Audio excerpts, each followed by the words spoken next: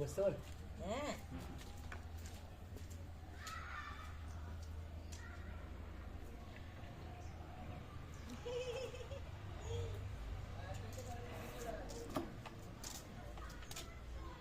কিরে